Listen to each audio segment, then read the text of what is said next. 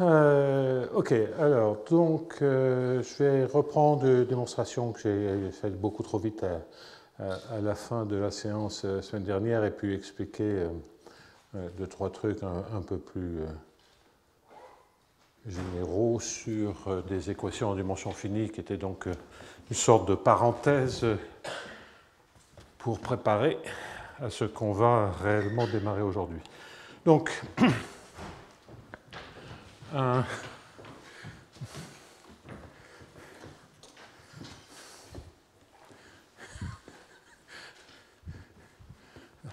désolé, mais vous êtes mignons tous les deux d'arriver et puis de vous séparer instantanément. Bon, alors, donc, oui, alors, je reprends.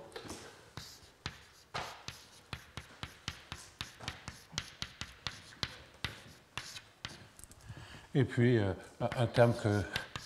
Les termes du deuxième ordre, comme on va le voir, modifient très très légèrement les questions que je vais aborder. Et donc, vous vous souvenez que la question que je posais était de pouvoir faire des résultats de comparaison lorsque l'on suppose que U de x et de t est continu en xt et à croissance au plus linéaire.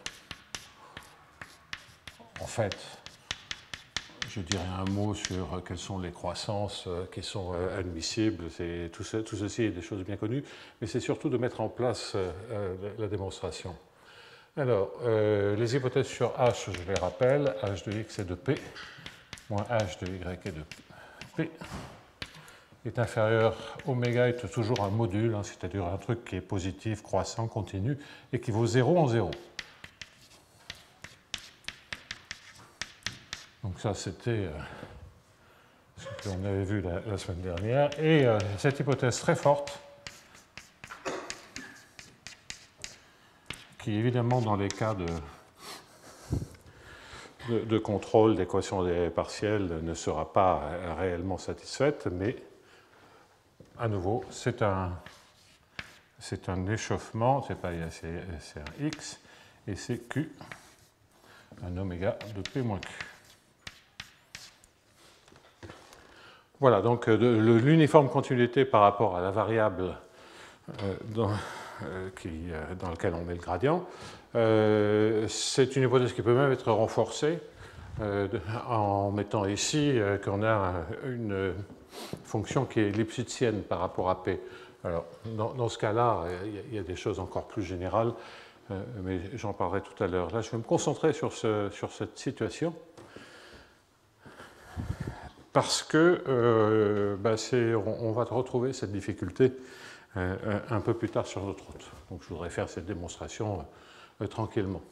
Alors, doublement de variables, une sous-solution et une sursolution.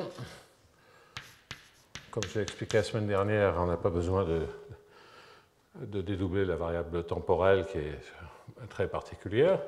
Un e puissance at x moins y au carré sur 2 epsilon, un moins delta psi de x plus psi de y. Je vais symétriser en xy. Et on verra dans un instant que le psi qui pour l'instant nous intéresse c'est x2. C'est x2 sur 2. Et puis on va jouer sur une constante ici que je vais appeler lambda 1 plus t. Ça c'est très lié au fait qu'on soit en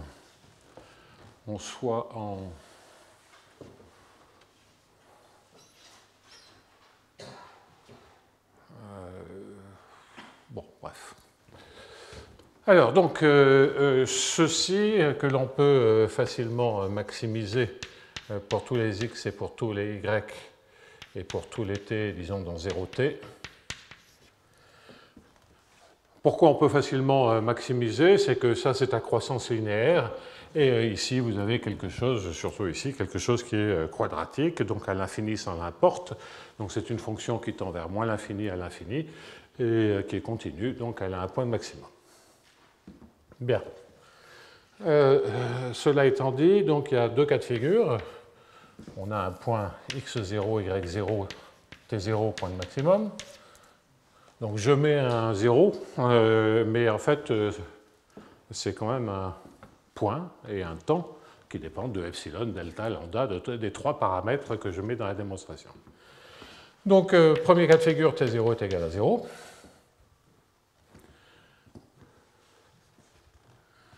Donc, le maximum est alors, le maximum qui est ici est alors inférieur à ce qui se passe en t égale à 0. Donc, sous solution, on va dire que u est inférieur à u0 à l'instant initial. Donc, c'est le max de u0 de x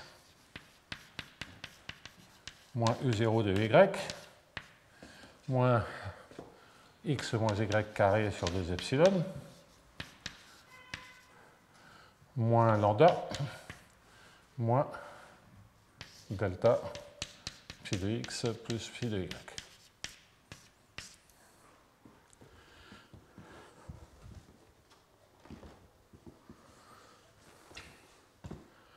Bien.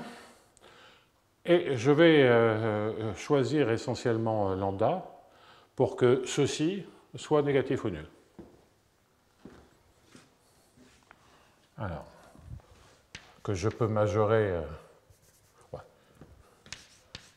choisi pour que ceci soit négatif ou nul. En d'autres termes, je prends lambda plus grand que déjà que le max de u0 de x moins u0 de y.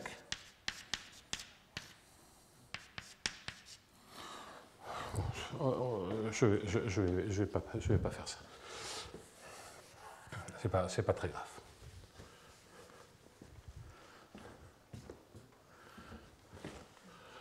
Donc là, on est ramené à quelque chose qui si j'appelle quelque chose qui ici on fait tendre epsilon vers 0. Alors, regardons bien. Quand je fais une maximisation comme ceci, psi est quadratique ou en tout cas surlinéaire, ceci va borner en fonction de delta l'ensemble des points de maxima. On n'a même plus besoin de ça. Et ceci, quand epsilon tend vers 0, ça m'assure que x tend vers y.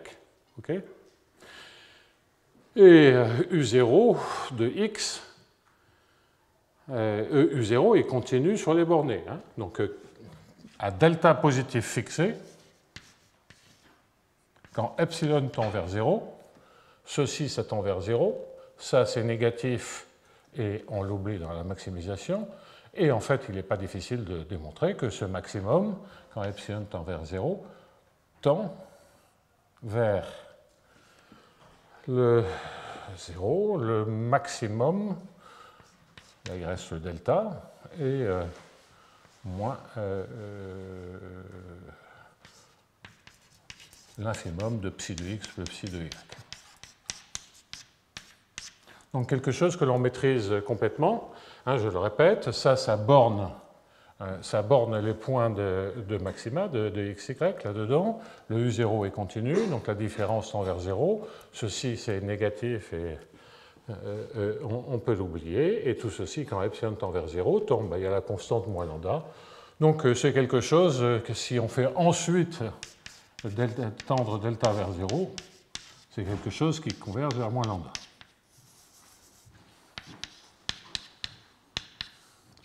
Alors ça, on peut même l'oublier, hein, le terme qui est ici, on peut l'oublier. Si on pense que psi de x est égal à x2 sur 2, bah, l'inf de psi de x plus l'inf de psi de y, ou l'inf de psi de x plus psi de y, ça vaut 0. Bon. Donc ça, c'est plus simple. Donc, en t0 égale à 0, on maîtrise exactement ce que fait ce maximum-là. C'est un truc qui tend essentiellement vers moins lambda, quand epsilon tend vers 0, en tout cas delta positif fixé. Bien. Et ça, quelque part, ça nous donne une borne en t0 égale à 0, et même plus tard, ça nous donnera l'unicité en faisant tendre lambda vers 0. Donc ce cas-là, on comprend ce qui se passe. On se sert la condition initiale et on conclut. Donc le véritable cas à analyser, où je vais reprendre la démonstration de la semaine dernière, c'est quoi? Alors, dans le du sur dt, qu'est-ce que j'ai? J'ai un... dans l'équation double, j'ai le d sur dt qui me donne un lambda. C'est la dérivée en temps de ceci. J'ai le terme en a sur 2 epsilon, c'est la dérivée de l'exponentielle, et puissance at, x moins y carré. Donc ça, c'est pour les dérivées temporelles. Ensuite, qu'est-ce que j'ai? J'ai un plus h de x, et là je vais le faire un peu tranquillement par rapport à la semaine dernière, x moins y sur epsilon, correct, plus delta gradient psi. Je vais continuer. Moins h de y. Bon, le dédoublement de variables, on sait que ça fait la même chose pour la partie en x moins y. En revanche, là j'ai un moins delta, parce qu'on a u moins psi de x et on a v de y plus psi de y. Donc d'où le changement de signe. Et inférieur ou égal à 0. Bon, de ceci on déduit quoi? On déduit que lambda plus a sur 2 epsilon et puissance at x moins y carré. Alors, donc déjà, je vais me débarrasser des deltas. OK? Si je me débarrasse de delta, je me sers de l'hypothèse, de la deuxième hypothèse, d'uniforme continuité, et je récupère, je ne sais pas d'autre terme, oui, je récupère un oméga de delta, et si vous pensez que psi de x est x2 sur 2, eh bien ça fait un oméga de delta x, plus un oméga de delta y pour la deuxième perturbation de localisation. Et puis, donc ça me permet de me ramener juste à la différence avec des x moins y sur epsilon, et je rajoute maintenant un oméga de quoi? Bien de x moins y sur epsilon plus 1 fois x moins y.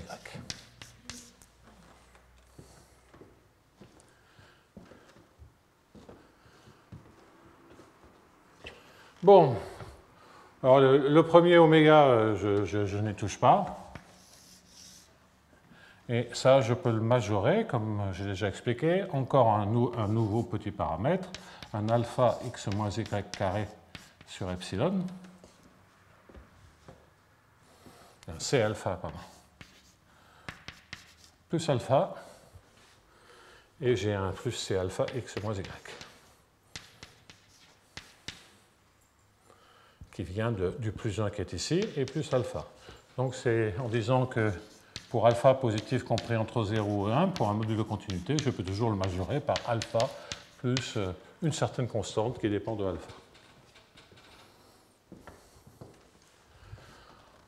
Bon, alors, celui-là, je peux le distribuer. Point trop d'infos, mais enfin bon.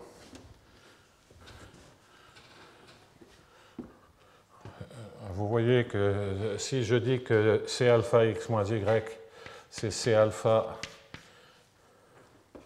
x moins y sur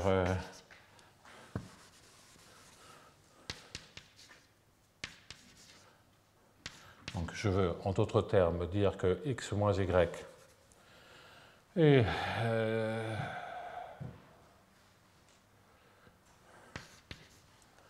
qu'est-ce que je veux dire? Je veux dire que c'est inférieur à alpha.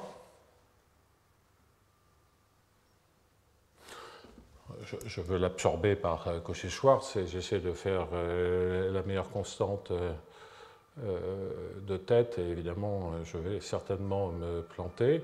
Et puis, un m alpha x moins y carré sur epsilon. Ça, c'est évidemment possible. Donc, ceci serait vrai avec un alpha sur 2 et 1 sur 2 alpha ici, donc ça rentre dans LM alpha, et j'ai même droit de mettre un alpha racine de epsilon ici, pour avoir une égalité qui soit absolument correcte, et le M alpha, c'est essentiellement C alpha carré. Bon.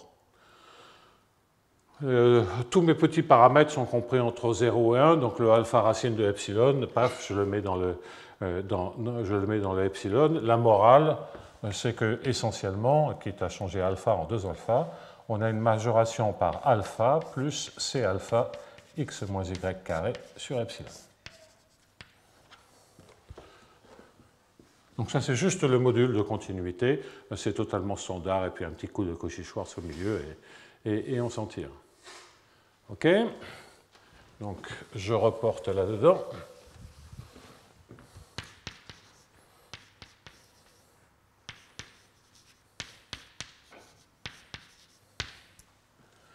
OK.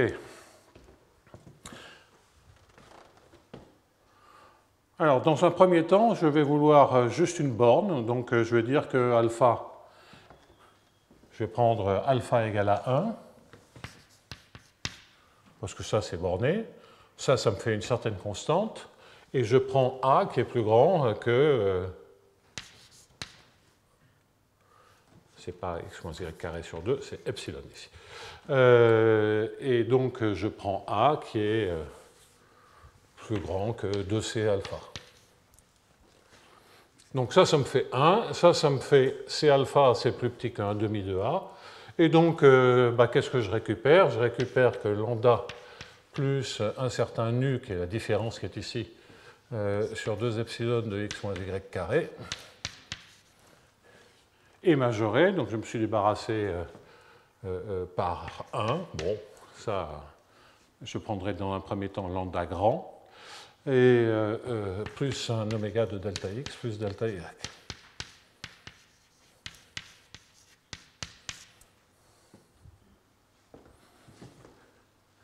Alors, qu'est-ce que je sais maintenant sur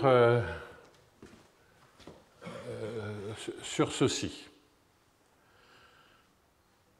Je peux supposer, sans restreindre la généralité, que ceci est strictement positif.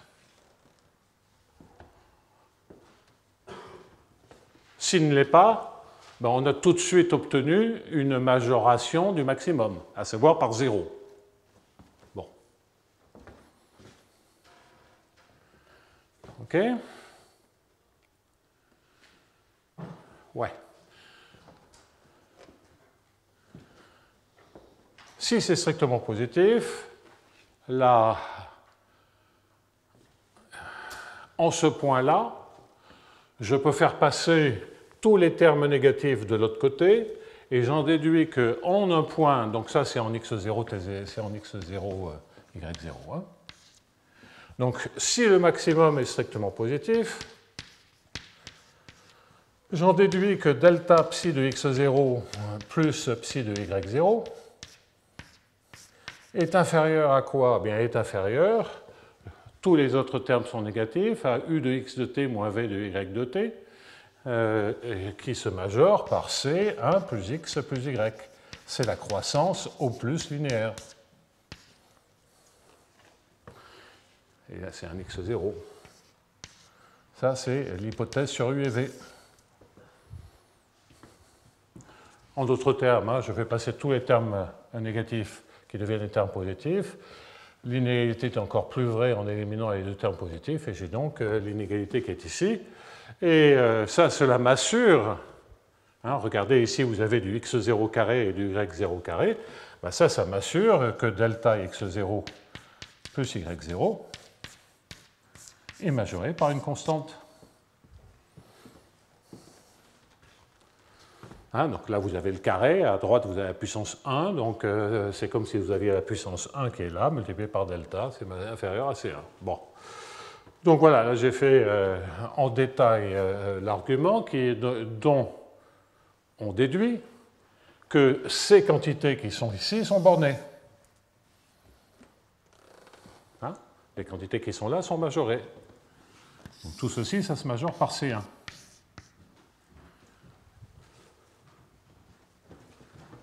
Et bon, eh ben, si je prends que lambda est plus grand que C1, j'ai une contradiction.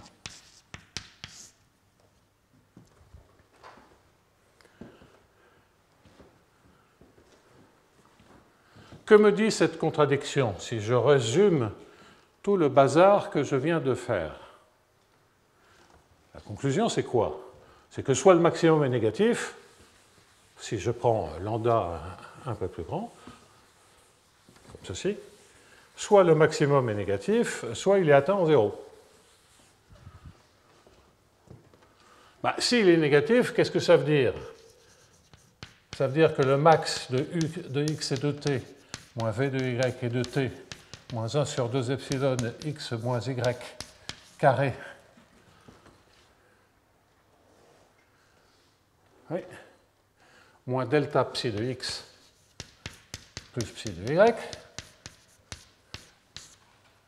que ce max-là, soit il est négatif ou nul, ok, et vous voyez qu'il reste moins lambda 1 plus t, qui est certainement majoré par lambda 1 plus grand t. Hein.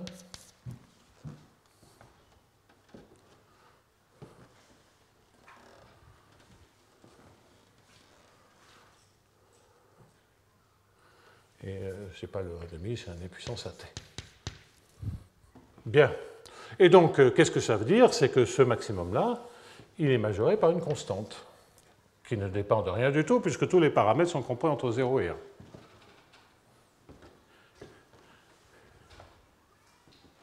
Indépendant de delta.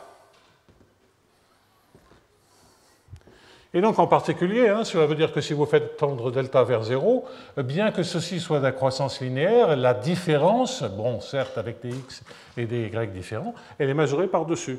Donc, on a soustrait deux choses qui peuvent croire, mais la différence, elle, est majorée. Bon, alors, est-ce qu'il y a quelque chose... Alors, et si c'est atteint en 0, bah là, c'était l'argument que... on disait tout à l'heure, donc le plus simple, c'est effectivement de choisir déjà lambda plus grand que 0, et donc on a effectivement inférieur à une constante, en tout cas à delta positif fixé quand epsilon tend vers 0.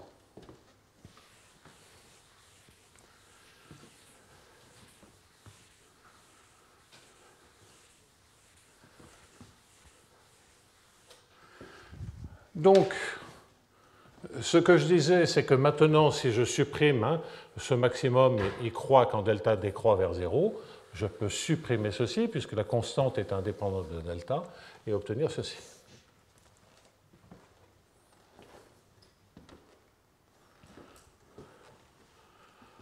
Bon. Après, c'est comme si je m'étais ramené en quelque sorte à quelque chose de borné.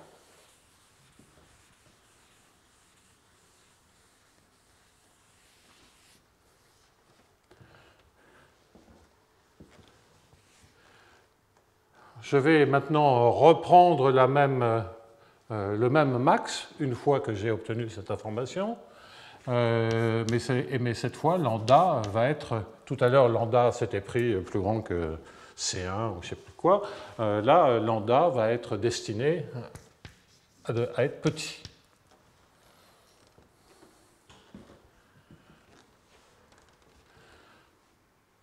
De par l'information qui est ici, je sais que ce maximum est fini. S'il est strictement négatif, on aura conclu, parce qu'on aura, avec un lambda petit, une maximisation et on pourra aisément conclure. Ouais, je vais le dire tout de suite. En t0 égale à 0, c'est toujours la même histoire. Ça, je l'avais déjà fait la semaine dernière.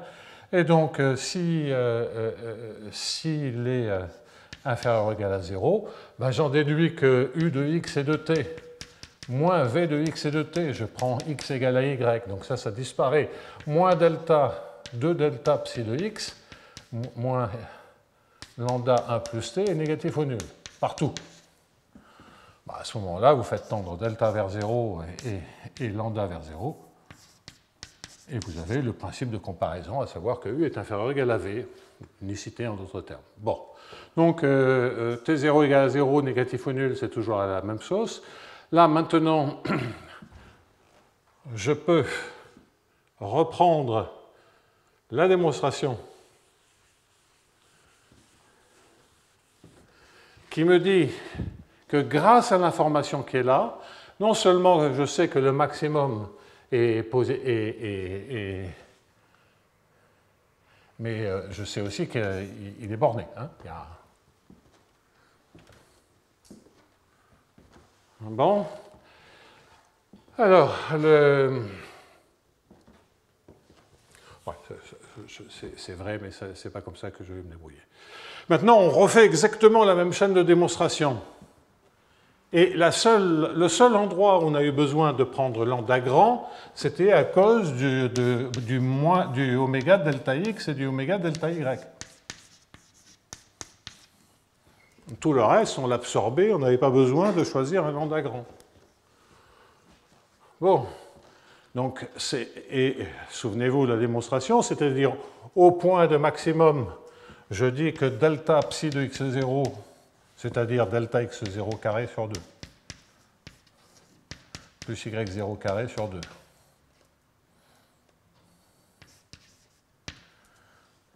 Bien. Qu'est-ce que je dis? Je dis qu'il est inférieur à u de x0 et de t0 moins v de y0 t0.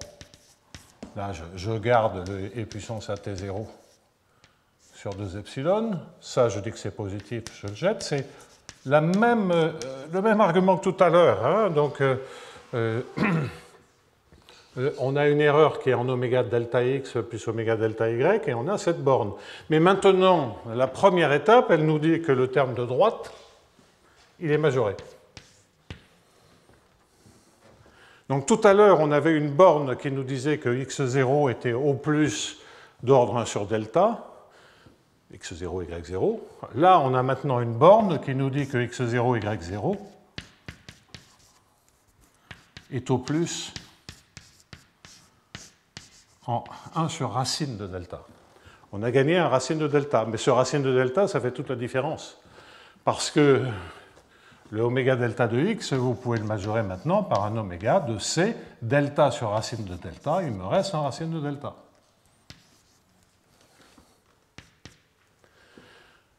Donc le fait qu'on ait une borne nous dit que le x0 et le y0, il est mieux localisé. Le fait qu'il soit mieux localisé nous dit que la petite erreur, le terme qui était gênant, tend vers 0. Donc ça, c'est le principe de démonstration. Ce n'est pas la meilleure démonstration.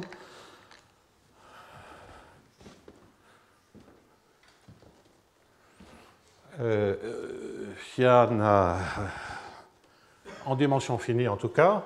Enfin, pour des équations comme ça, sans terme non borné, il y a des démonstrations beaucoup plus efficaces.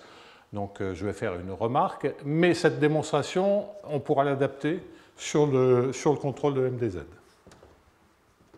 Alors, c'était la démonstration originale. Après, il y a eu des tas de variantes. Mais il y a une autre démonstration, qu'on avait d'ailleurs faite avec Mike Handel il y a longtemps, qui est plus performante lorsqu'on a des Hamiltoniens comme ceci.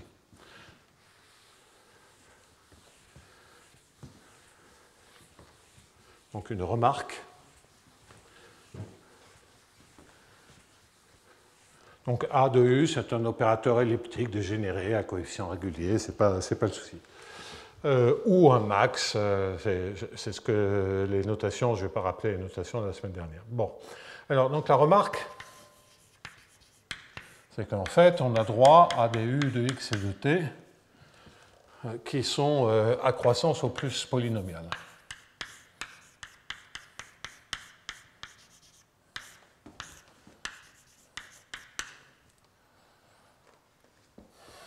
Donc, la puissance 1 ne joue, pour le problème de contrôle optimal de l'équation de Sakai, c'est la puissance 1 qui fonctionne.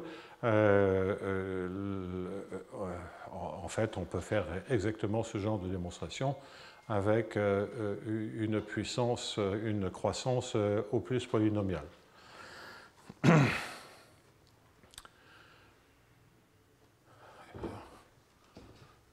je signale aussi que si H est Lipschitz en P et que A de U est égal à 0, donc l'équation purement déterministe avec un Hamiltonien qui est Lipschitzien en gradient U, à ce moment-là, on a un phénomène de propagation à vitesse finie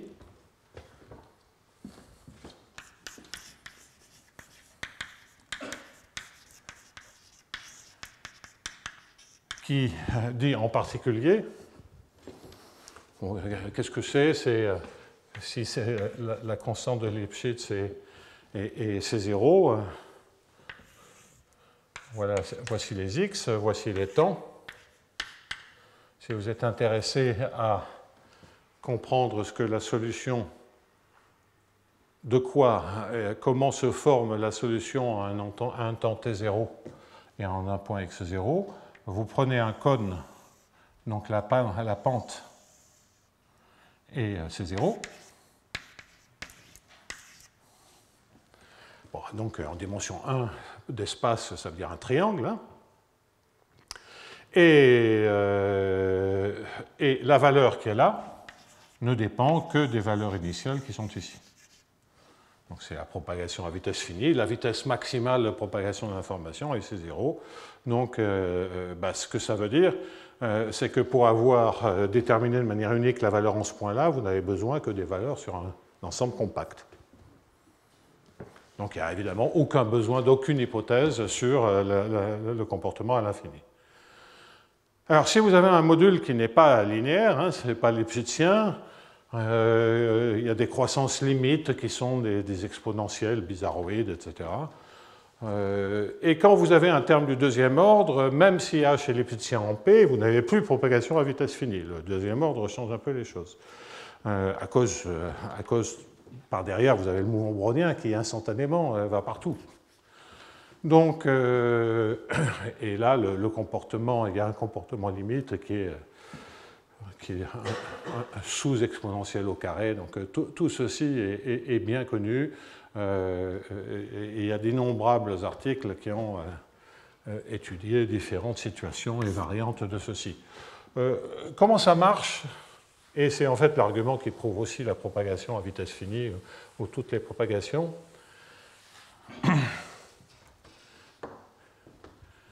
C'est grosso modo, c'est de dire, donc j'ai fait U moins delta psi, hein, en partant d'une solution, mais pour une sursolution, j'ai pris V U moins delta psi, et pour une sursolution, donc je vais penser en termes de sursolution, ça sera plus simple, j'ai regardé un V plus delta psi. Maintenant, je prends un psi de x et de t.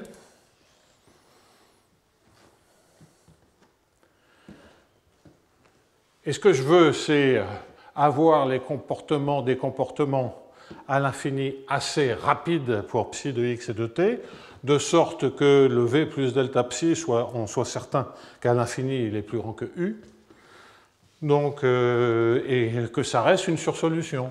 Donc, en fait, une manière de voir la démonstration précédente, c'est de dire, est-ce que je peux faire en sorte qu'à partir de ma sursolution, je lui ajoute un truc qui croît vite à l'infini, tout à l'heure c'était x carré, mais a priori, pourquoi se restreindre à x carré? Ça peut dépendre du temps, et je veux que ça fasse une sursolution, et puis, suivant le comportement à l'infini, j'aurai quelque chose qui sera plus grand que u. Et donc, si u et v ont des comportements à l'infini plus petits que celui de psi, je serai bien barré pour faire l'unicité.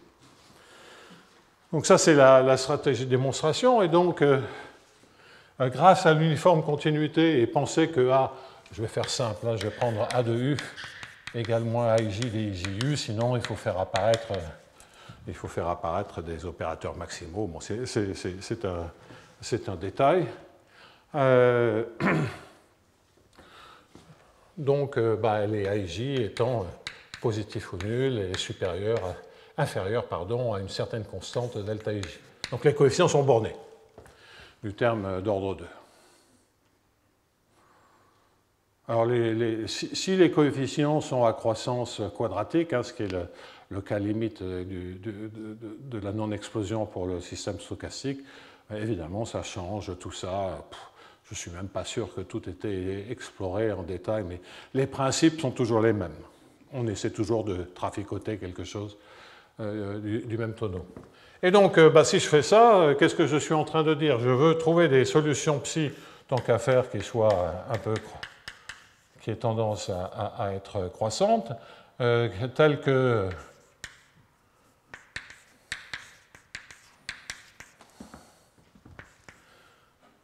soit supérieur ou égal à un oméga de gradient psi. Bon. Le oméga de gradient psi, on sait déjà qu'il suffit que ça soit supérieur à un certain... je vais pas aller... Je vais...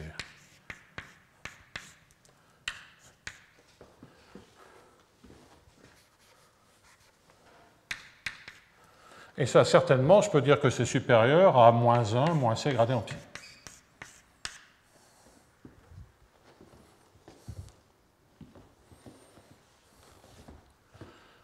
Bon. Et donc, qu'est-ce que je veux trouver? Je veux trouver un psi. Alors, le moins 1, je m'en fous complètement, parce qu'il suffit que je remplace en psi plus t. Donc, ça change, c'est pas un souci. Donc, le moins 1, on peut l'oublier. De manière générale, toutes les constantes, on peut les oublier. Et donc, qu'est-ce que je veux? Bien, je veux que d psi sur dt plus c gradient psi moins ij dij psi soit positif ou nul. Et avec un bon comportement à l'infini de psi. Alors, que prendre? On a envie de dire, j'ai envie de prendre un 1 plus x carré si j'ai des comportements polynomiaux. Donc, lorsqu'il n'y a pas de AIJ et lorsque vous avez un C, la propagation à vitesse finie, c'est de construire des psi, explicitement, qui vont exploser sur le bord du cône. De sorte que le comportement à l'infini, là, il sera même brutal parce que ça vaudra plus l'infini en dehors du cône. Donc, c'est une manière de localiser, évidemment. Là, je m'intéresse juste au comportement. Donc, si j'avais un M ici, là, je vais prendre un P qui est plus grand que M. Donc, je suis sûr que le psi bouffe. Je suis sûr que le psi bouffe complètement le U et V à l'infini. Et puis, je veux garder un peu de termes grâce à la dérivée temporelle. Donc ici, je vais mettre un e puissance 2t parce que c'est... En fait, je regarde x à la puissance x et puissance t pour aller à l'infini, et p sur 2.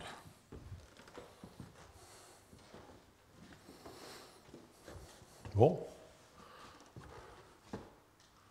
Alors évidemment, on essaye ça, et puis on se dit, si on essaye ça, ça ne dépend pas du temps, donc on se prive de gagner un terme positif. Et puis les exponentielles, c'est bien pour des majorations, parce que la dérivée, c'est elle-même, et c'est strictement positif. C'est même supérieur ou égal à 1. Donc, quoi qu'il en soit, le d psi sur dt a de multiples erreurs de calcul près.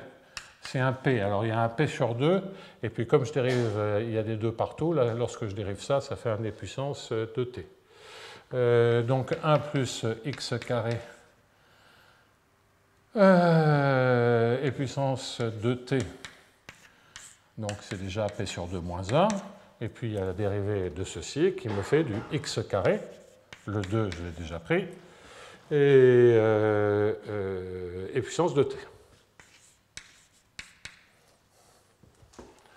Donc à l'infini, ça me fait du x carré, et puis il y a des puissances, des x carré, du x carré à la puissance p sur 2 moins 1 plus 1, ça veut dire p sur 2, x carré p sur 2, ça fait du x puissance p.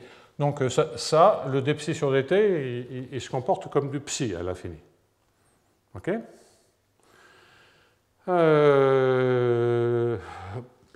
Plus c fois gradient psi. Je recommence le même calcul. Donc j'ai un c, c'est une c'est quelque chose c'est une constante strictement positive. Hein. Bon, ce n'est pas le point essentiel. Alors, donc, à nouveau, on dérive ça, donc ça fait Cp, toujours le même bazar, hein, plus x2 et puissance de t, p sur 2 moins 1. Et puis maintenant, je dois dériver par rapport à x. Le 2, je l'ai déjà pris parce qu'il y avait un p sur 2. Et qu'est-ce qu'il me reste? Bien, il me reste du x et puissance de t. Bon. Donc, vous voyez qu'à l'infini, le terme le plus important, c'est ça. Hein, c'est le dψ sur dt. Hein. On va continuer avec les dérivées secondes. Les dérivées secondes, on a calculé la dérivée première, donc en fait c'est le module de x qui était là. La dérivée première, c'est ce qu'on a calculé sans le module. Donc le moins aij dij psi, donc il y a un signe moins devant.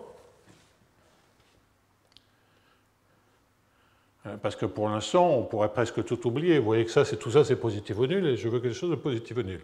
Mais c'est une fonction convexe, et donc les moins aij dij, ils vont en rajouter quelque chose de négatif. Donc vous voyez que ça introduit un petit truc à vérifier, les termes du deuxième ordre. Alors, le moins aij dij psi, vous allez avoir, alors déjà, quand je dérive deux fois, je vais avoir le x qui est là, et ça me fait moins cp trace. Je ne sais pas pourquoi j'ai mis. Il n'y a pas de c. Le c, c'était devant le gradient psi. Le p, c'était de la dérivation. C'est la trace de a, parce que je dérive dij de x carré, ça me fait delta ij. Donc ceci, ça me fait moins trace de a. 1 plus x2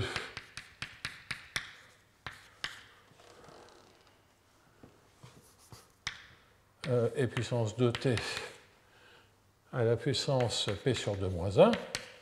Donc ça, c'est le premier terme qui consiste à dériver une deuxième fois le x. Mais je dois dériver aussi une deuxième fois celui-ci. Et donc ça me fait un moins p sur 2 moins 1. Je vais faire p moins 2 parce qu'il y a un demi et puis il y a à nouveau un 2 qui sort. Je dérive une deuxième fois ceci et j'ai 1 plus x2 et puissance de t à p sur 2 moins 2. Et multiplié par un e puissance de t, et ce que je vais avoir, c'est un aij xi xj. Parce que j'avais un xi qui était là pour la dérivée par rapport à i, quand je dérive par rapport à xj, ça me fait sortir un nouveau xj. Et à chaque fois, c'est un e puissance de t, donc ça en fait 4.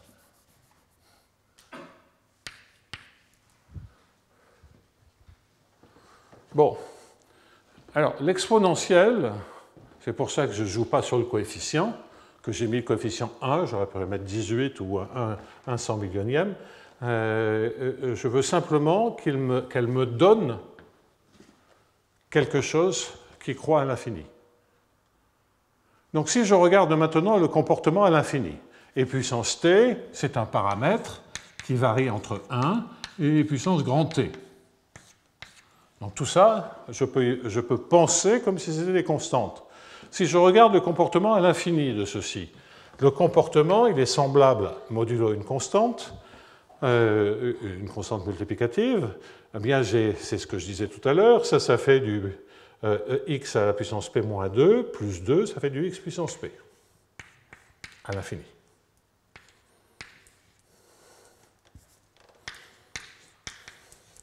Celui-là, donc j'ai du p moins 2 multiplié par 1.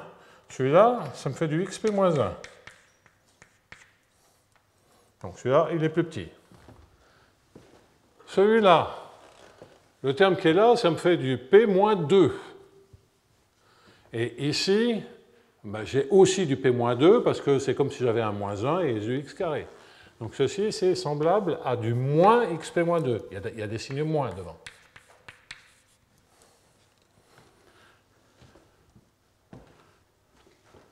Donc toute l'équation est une fonction qui se comporte à l'infini comme une certaine constante qui d'ailleurs dépend de t, x à la puissance p.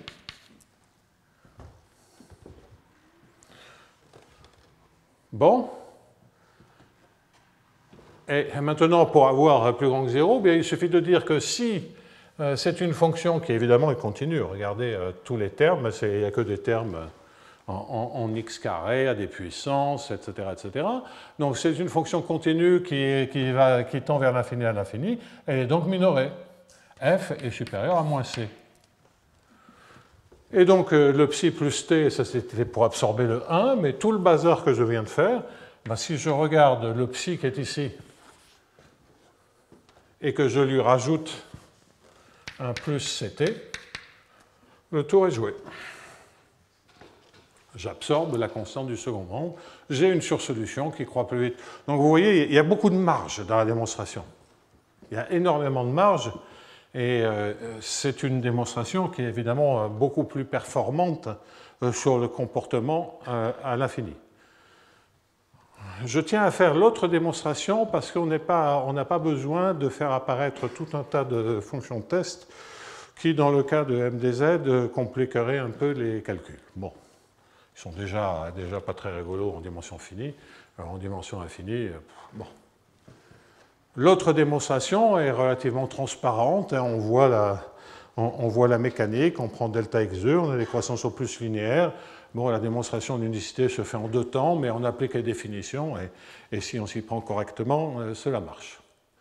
Donc il n'y a aucune difficulté mathématique, il n'y a rien de complexe dans la démonstration, il faut juste un tout petit peu faire attention. Et de tout ce long interlude, trop long, je retiens quoi? Bon, il n'était pas trop long dans le sens où il fallait que je vous rappelle quand même un peu comment ça marche les solutions de viscosité. Ce qui était un peu long, c'était cette histoire de localisation avec les fonctions delta x2.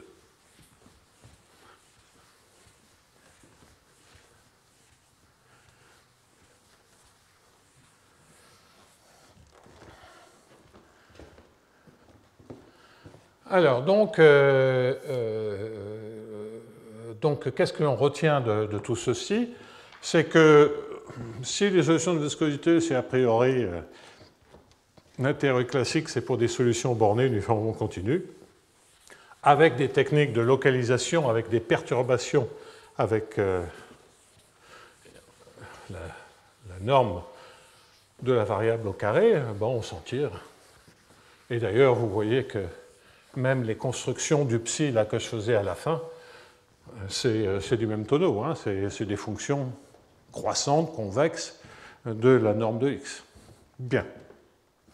Donc là maintenant, on va attaquer le gros morceau, qui sont les équations de HJB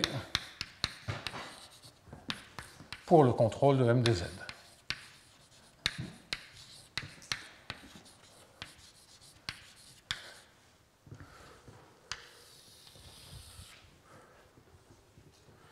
Alors, je vais commencer par des préliminaires pour que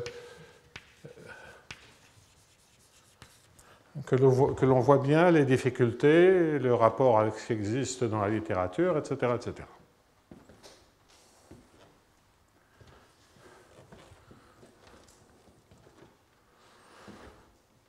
Bon, je ne vais pas rappeler l'équation avec tous ces termes. On aura le temps de la réécrire une demi-douzaine de fois. Je vais pointer sur 3 points.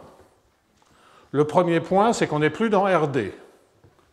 On est dans un espace, typiquement, hein, on a des fonctions qui dépendent de M, de Y et de T. Le M, il est dans L2, ou dans des H-S, ou dans ce que vous voulez. Le Y, lui, il est dans, je crois que c'était RK. Et le L2, ce sont des L2 sur RD. Bon, alors la variable Y, elle est de dimension finie. Donc, si difficulté il y a, c'est la variable en m. Donc la première difficulté, je ressens ces difficultés. La première difficulté, c'est que M, ben, il vit dans L2.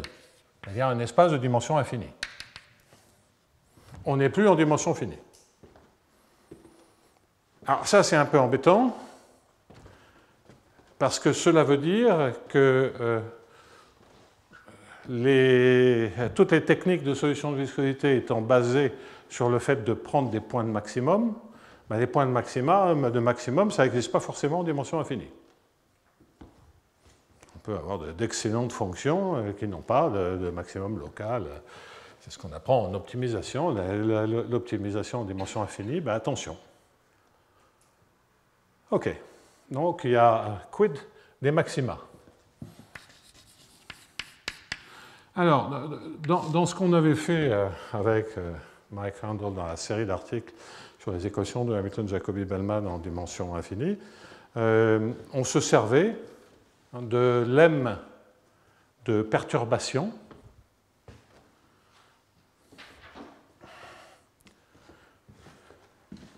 donc il y en a plein. Hein. Alors si on est dans l'espace de Hilbert, on n'a pas besoin de ça, mais il y a même le principe d'Eklund qui peut être invoqué. C'est des lemmes d'optimisation approchée.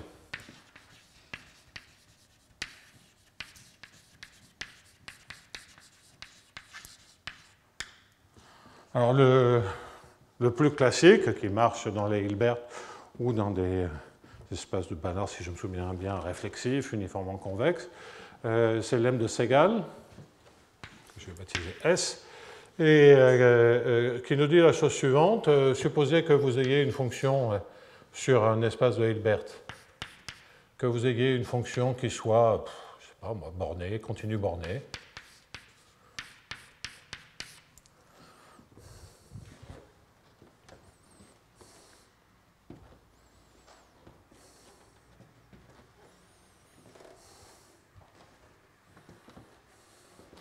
Je ne vais pas la prendre bornée, je vais éviter. Ouais, allez, hop. Ce que ça nous dit, c'est qu'il existe, par exemple, une suite. Alors, comment je vais l'appeler? Ln? Non. Il existe Zn. H est alors assimilé à son dual, hein, identifié à son dual. Donc les formes linéaires, ce sont des points sur l'espace de Hilbert. Donc il existe une suite de formes linéaires, c'est-à-dire une suite de points qui tend vers 0, donc proche de 0, telle que U de x plus Zn scalaire x, et un unique point de maximum, c'est même un point exposé au sens où toutes les suites maximisantes convergent. Oubliez les histoires de comportement à l'infini, c'est un résultat quasiment local.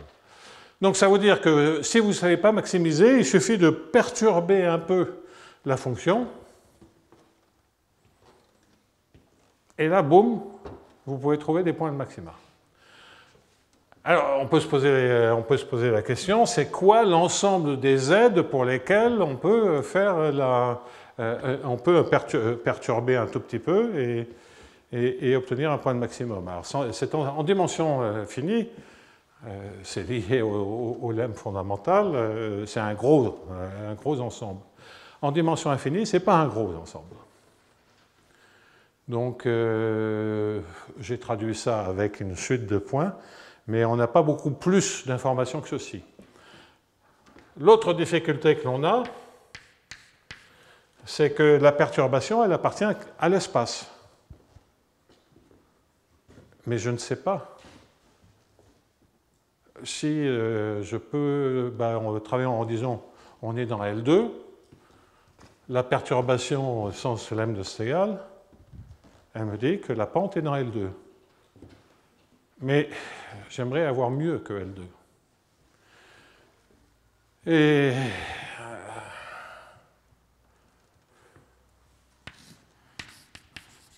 ça. Il n'y a rien dans l'artillerie de ces théorèmes d'optimisation approchée. Il n'y a rien qui donne une information de ce style.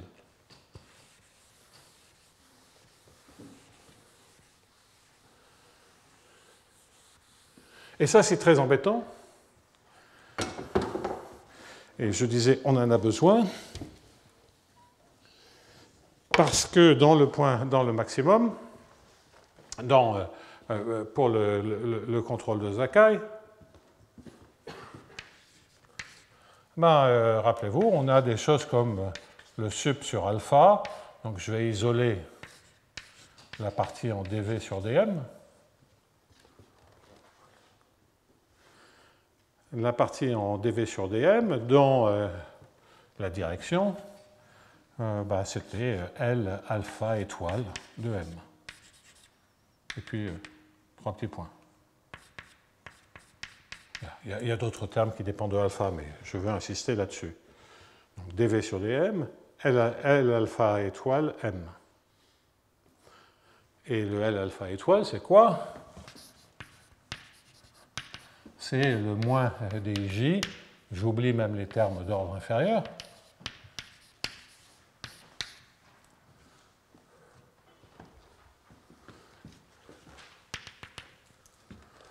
Bon, et donc si je prends la perturbation précédente, qu'est-ce que ça veut dire? C'est que je suis introduit, je suis en train de dire maintenant ce que j'avais noté Pn, je l'appelle Fn. Il existe une suite de Fn dans L2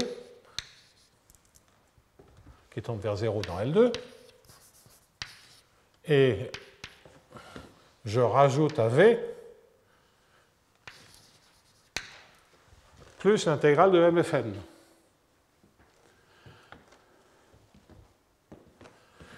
Donc le dv sur dm, qu'est-ce qu'il va me faire apparaître?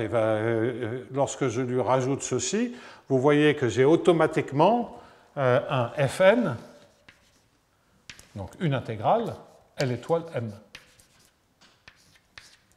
Bon, là j'ai des dérivées secondes. M, je sais que juste qu'il est dans L2. Ça, je sais juste qu'il est dans L2. Ça ne marche pas.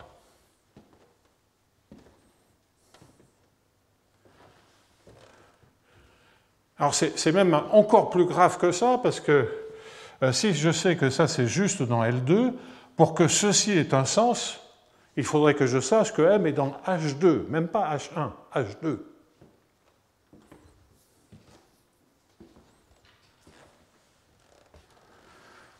En d'autres termes, parce que ceci est non borné et que c'est du deuxième ordre, ceci, il y a un énorme souci, c'est que les techniques perturbatives, elles ne marchent pas. Donc on retiendra, il faudrait savoir que M est dans H2. Et ça, je mettrai une croix, parce qu'on se débrouillera pour que M soit dans H1, mais pas qu'il soit dans H2. On pourra gagner H1, mais pas de dérivée.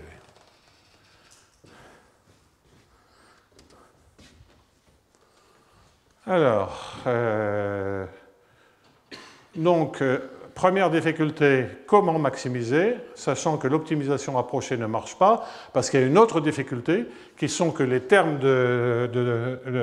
les termes en dv sur dm, dans l'équation, c'est l'analogue de mon h, il y a un instant, quand j'avais un h de gradient v ou de gradient u, c'est ça mon h, il est là. Ouais, mais par rapport à p, c'est pas terrible. C'est singulier par rapport à P. Parce que le terme directeur de P, le P c'est le dv sur dm, le terme directeur c'est un opérateur non borné. Bon. Et puis troisième difficulté,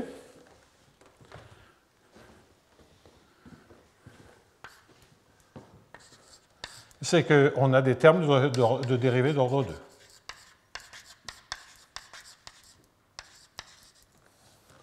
Donc ces termes de dérivés d'ordre 2, je vous les rappelle, c'est quelque chose comme un d2v sur dm carré.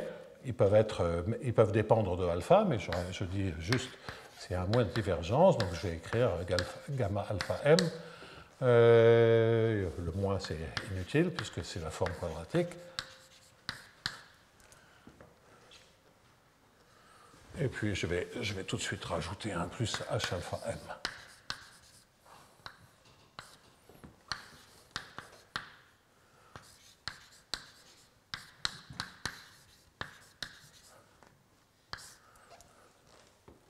Alors, c'est un terme d'ordre 2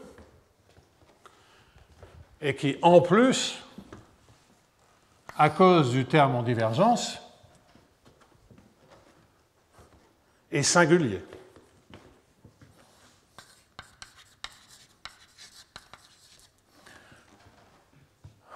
Singulier dans L2, avec des coefficients.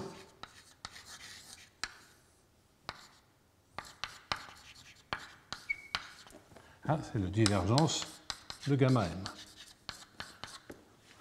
Bon, alors l'addition commence à être lourde, hein, parce que déjà les termes d'ordre 2 en dimension infinie, comme je vous l'ai déjà dit, le lemme fondamental pour les opérateurs du second ordre, pour les solutions de viscosité, ben, on ne sait pas le faire marcher en dimension infinie.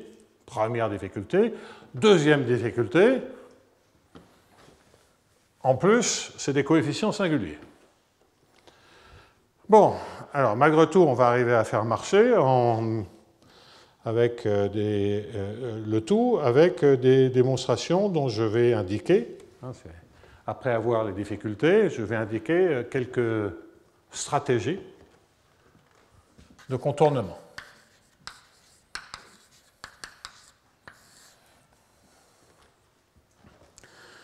Première difficulté, point de maximum. Alors, mais en fait, dans notre cas, il n'y a pas de souci. Il n'y a pas de souci parce que, rappelez-vous, on a démontré que c'était continu, mais surtout, on a démontré que c'était continu pour la topologie faible.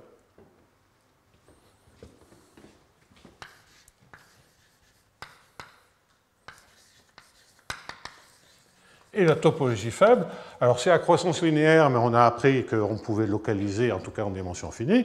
Donc ça veut dire que ça se passe dans une boule, et dans une boule, c'est un compact. Donc j'ai des points de maximum. Bon, ça, boum, on s'est débarrassé de cette difficulté.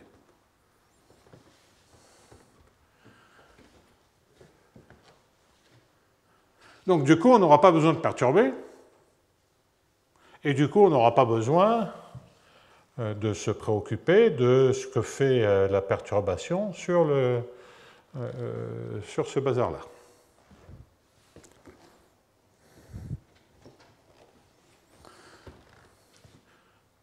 Alors, le fait que les termes soient singuliers, du premier ordre,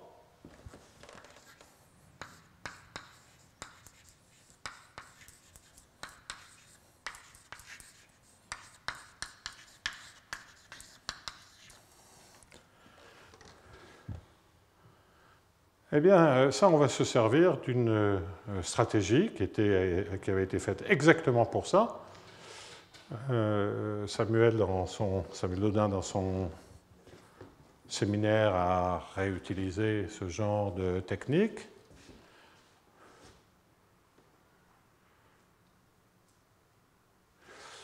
Et je y reviendrai dans un instant pour me débarrasser de la troisième difficulté.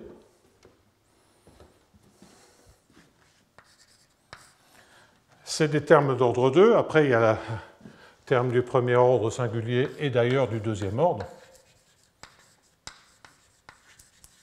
Puisqu'on va gérer les singularités un peu toujours de la même manière. Donc, le fait qu'on ait une équation du deuxième ordre,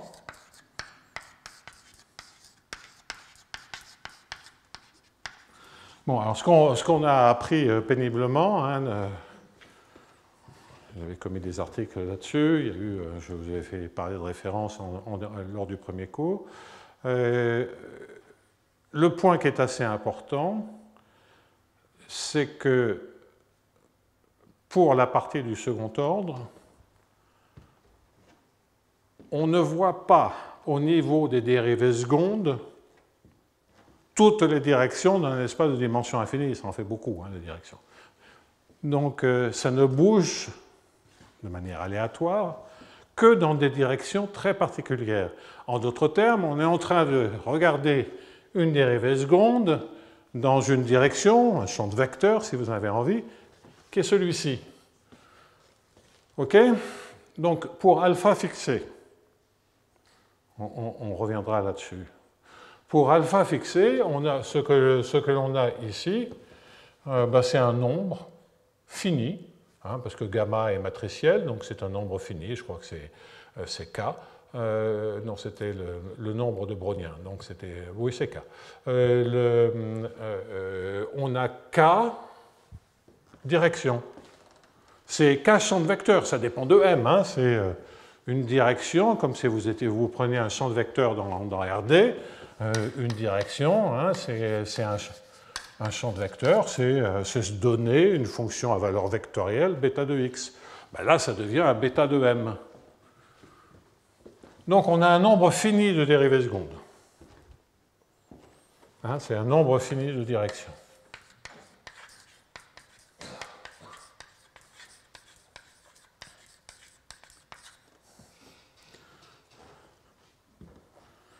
Bon, et là, il se trouve qu'il y a des techniques que j'avais introduites, surtout lorsqu'on est dans l'espace de Hilbert. Hein.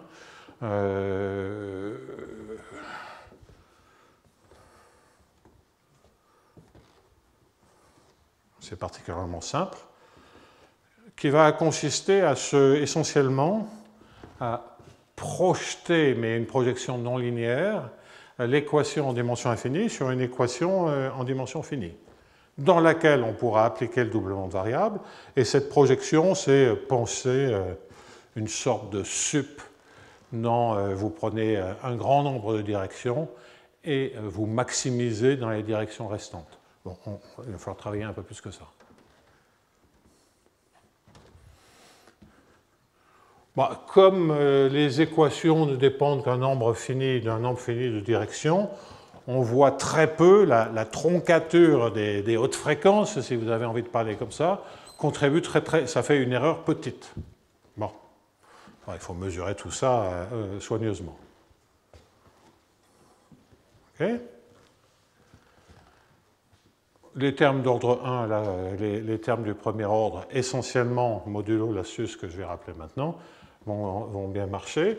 Donc, nombre fini de directions, et on va se servir donc de cette technique qui est une sorte de mélange de Galerkin et de démonstration d'unicité.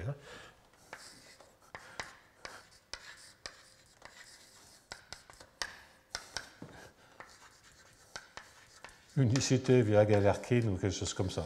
Je ne sais pas comment l'appeler, mais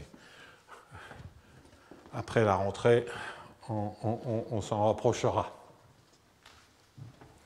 Aujourd'hui, je mets juste en place les termes essentiels. Bon, donc on se dit, il y a peut-être une chance, il y a quand même pas mal de difficultés, mais on s'est trouvé des points de maximum. On se dit qu'en projetant, on peut se ramener en dimension finie.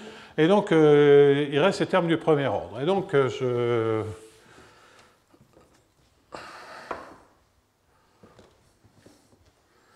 Donc, on avait eu cette idée avec Mike Handel il y a déjà quelques temps, qui consistait à dire on va prendre H qui est dans L2 et A qui est pensé à moins laplacien. Juste pour fixer les idées. Et vous avez une équation qui fait apparaître, donc vous allez avoir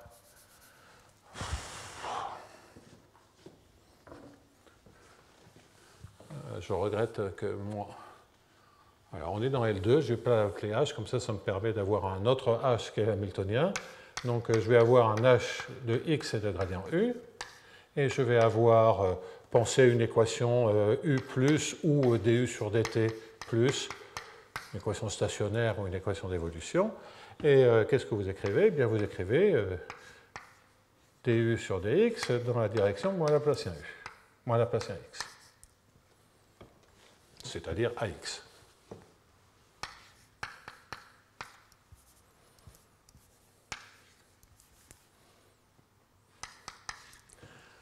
Alors, honnêtement, c'est exactement ce qu'on a ici. Parce que le L étoile, en tout cas, c'est les modulo le fait que on ait des coefficients variables, mais c'est un opérateur elliptique non dégénéré, et donc c'est le AX, c'est mon L étoile M. Je n'ai pas un terme qui est linéaire, j'ai un sup.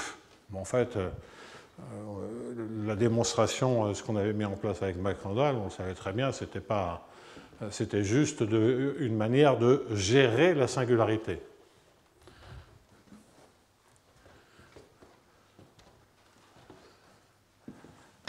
Donc vous avez une fonction continue sur L2.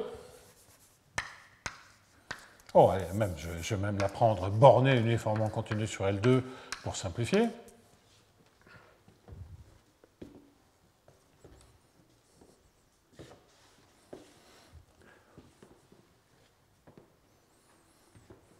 Et toujours pour simplifier, je vais supposer qu'elle est continue pour la topologie faible.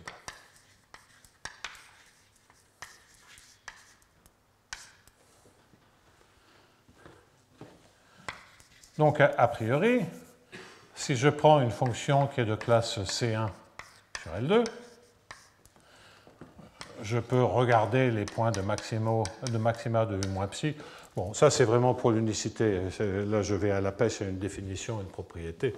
Donc, je ne vais pas m'embêter avec ça. Je prends un point x0 de maximum de U-psi.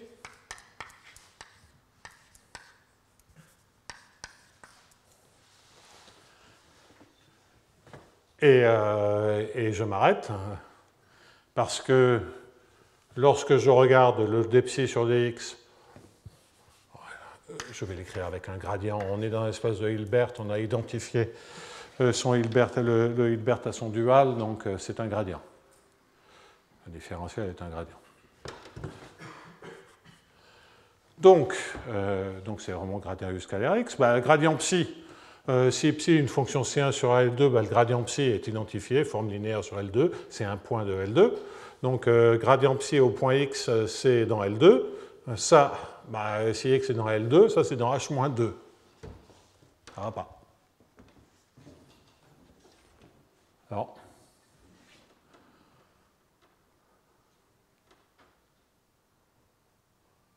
Bien.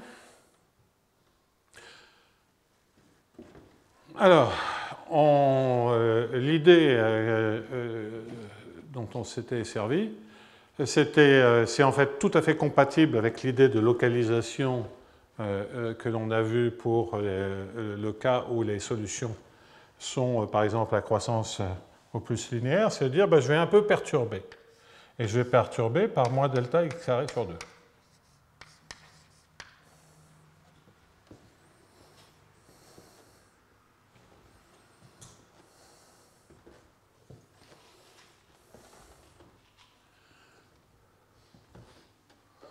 Bon, alors, j'ai toujours la question du psi.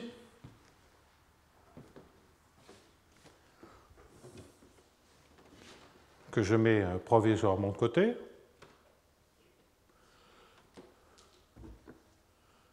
Mais si j'oublie de côté le psi, en me disant bah, peut-être que gradient psi est meilleur. Je suppose que gradient psi x0 est un peu meilleur. Donc on verra ce dont on a besoin. Je suis prêt à faire cette hypothèse. Donc bah, dans l'équation, on va bien récupérer quelque chose qui est fini pour le gradient psi. Le delta x2 sur 2, bah, dans le gradient, ça fait du delta x comme précédemment, ça a parfaitement un sens, si l'hamiltonien est bien continu.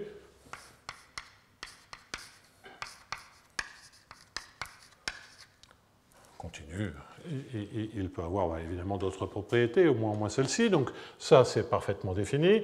Le gradient psi, si je suis prêt à dire, bah, il se trouve que je sais que le gradient psi a une certaine régularité, donc je récupère tout un tas de termes qui sont OK, et je récupère quelle fonction test ici. Ben là, je dois mettre le gradient de delta x2 sur 2, c'est-à-dire delta x. Et qu'est-ce que je suis en train de faire? Je suis en train de faire le produit scalaire de x et de ax, formellement. Ça, c'est formel. Définition d'une sous-solution, c'est inférieur ou égal à 0. Et donc, ceci, c'est donc mesuré par une constante, et ça me dit que l'intégrale de moins Laplacien x fois x, qui est en d'autres termes l'intégrale de gradient x carré. Alors on a tellement l'habitude que x soit la variable d'intégration qu'il faut un peu s'habituer à ce genre de notation un peu curieuse où x est une fonction dans L2. C'est juste un problème de convention. Hein. Donc là je le fais un peu, mais je ne vais pas abuser de ceci.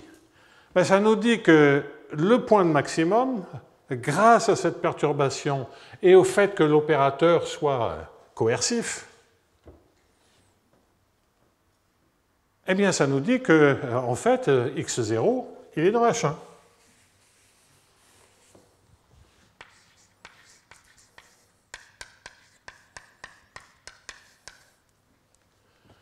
Donc, on voit que le gradient psi au point x0, ce que l'on veut qu'il fasse, c'est qu'il soit dans H1. Donc, si je prends des fonctions psi qui sont un peu mieux fichues,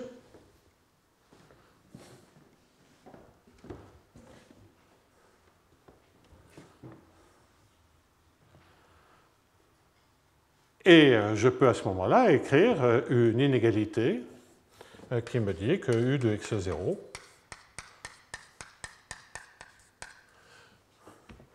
donc là c'est un gradient psi de x0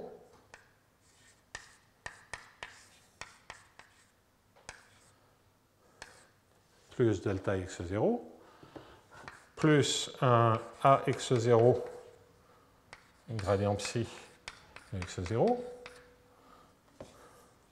plus un delta AX0, gradient x0, en d'autres termes ici, la norme H1.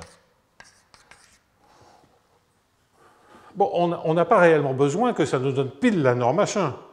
Vous voyez que le truc qui compte, c'est que lorsque je fais A, et je reviens et je me rapproche des notations qui sont ici, j'ai besoin de savoir que AMM est supérieur à nu fois l'intégrale de gradient M carré moins C fois l'intégrale de M carré. Parce que ça, on est dans L2, donc ça, c'est gratuit.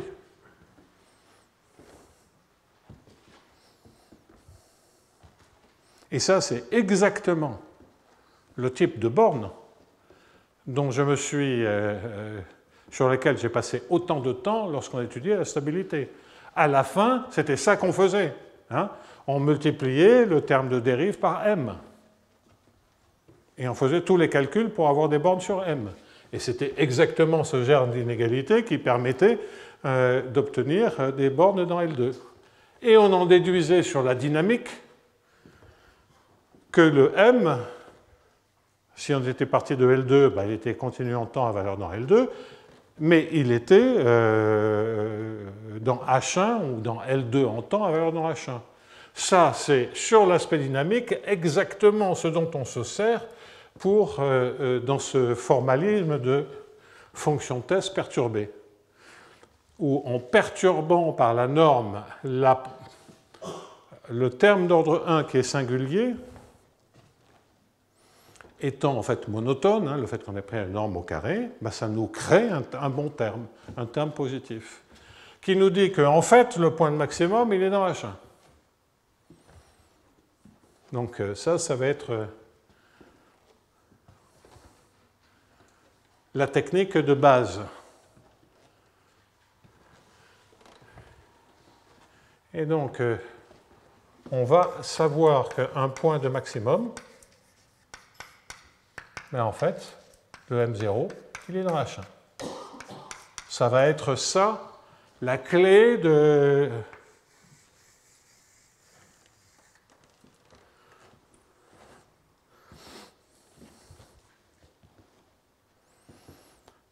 Alors, je ne vais pas me lancer dedans maintenant.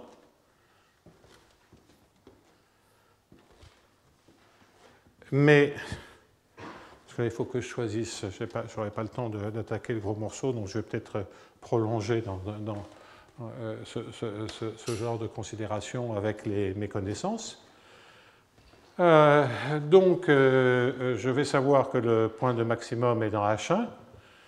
Et d'ailleurs, cela va nous sauver pour au moins définir les termes d'ordre 2. Je ne dis pas pour faire une démonstration d'unicité. Parce que ces termes d'ordre 2, quels sont-ils? C'est le D2U. Ah merde, je les ai effacés. C'était le D2U sur le...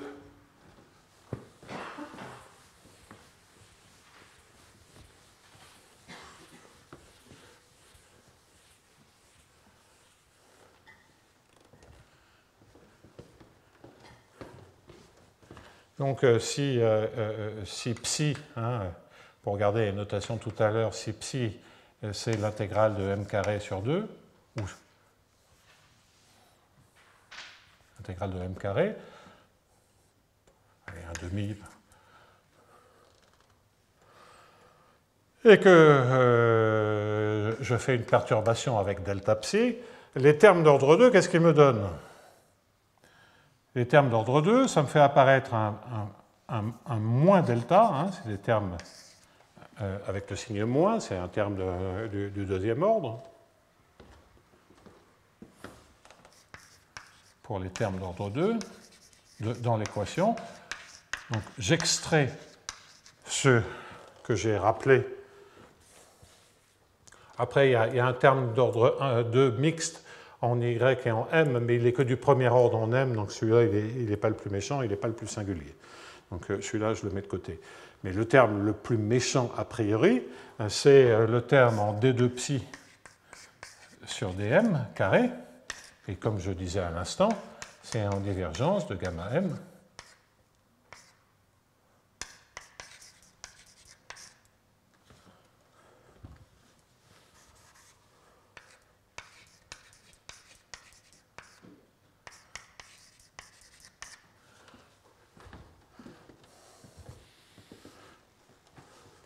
Alors, quand je prends la dérivée, la dérivée seconde, d2 psi sur dm2, c'est l'opérateur identité, l'opérateur identité qui s'applique à ces fonctions-là. Et donc, ce que je récupère, c'est un moins delta de l'intégrale de divergence de gamma m plus hm carré.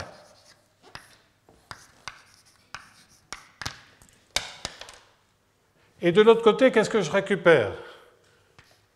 Bien, je récupère un plus delta, certes. Alors, rappelez-vous, c'était dij de ij. Les coefficients sont supposés réguliers, et donc ce que je vais récupérer, c'est un intégral de ij dim djm.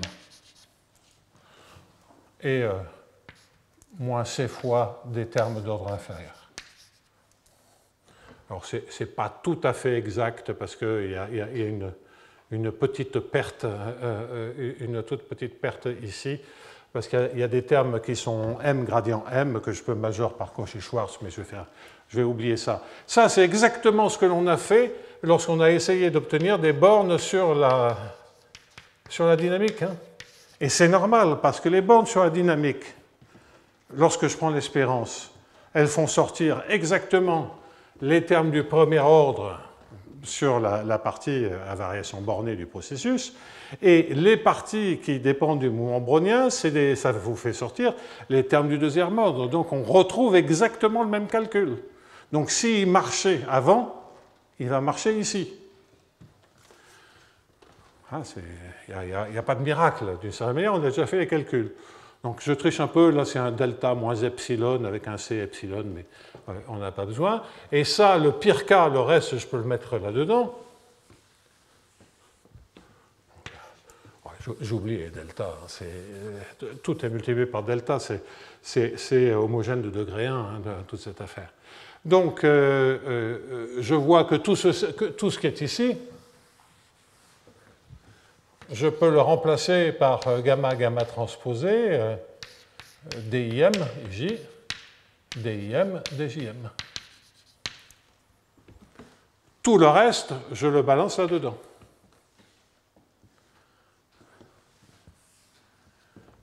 Et de la même manière que c'était parce qu'on avait l'hypothèse que le A est strictement plus grand que 1,5 de gamma gamma transposé ou est supérieur, alors je ne sais pas, il y a les 1,5, là je ne sais plus où j'en suis, il faut que je fasse un tout petit peu attention à ça, non c'est ça, plus nu fois l'identité. Bien, comme on a fait cette hypothèse qui était en fait par construction, c'est-à-dire on avait la même quantité en gamma du fait que ça c'était juste un terme fondamentalement de Stratanovich, et puis on avait le terme de la diffusion indépendante qui lui est le terme réel du deuxième ordre que l'on garde.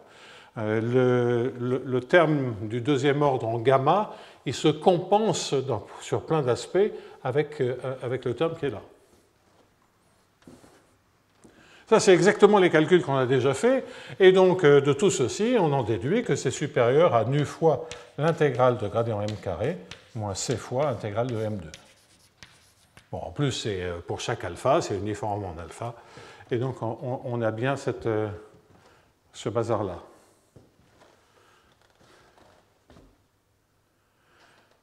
Et une fois que l'on sait qu'on est dans H1, le truc fonctionne bien. Là, en revanche, ce terme-là, il est bien défini si M est dans H1. En d'autres termes, grâce à cette technique de perturbation par cette fonction test, on va en déduire que le M0 est dans H1,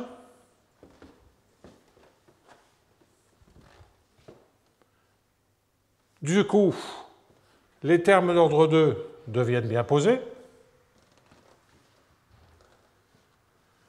y compris si vous avez une fonction test qu'on ne suppose pas spécialement régulière. Parce qu'une fois que vous savez que ça, c'est le terme d'ordre 2, et là, j'ai mis psi égale 1,5 de m carré, mais maintenant, si je prends une fonction qui est C2, on va un peu tricher, C2 sur l'espace de Hilbert, bon, ben, là, j'ai un truc qui est un opérateur bilinéaire borné sur L2, et j'ai un truc qui est dans L2, donc ça a parfaitement un sens. Donc, gagner que M0 est dans H1, ça fait disparaître la singularité dans les termes d'ordre 2. Dans les termes d'ordre 1, ça ne fait pas disparaître parce que vous voyez que vous avez une dérivée seconde.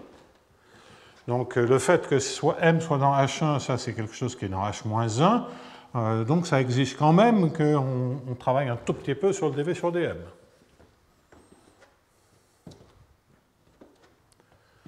Bon.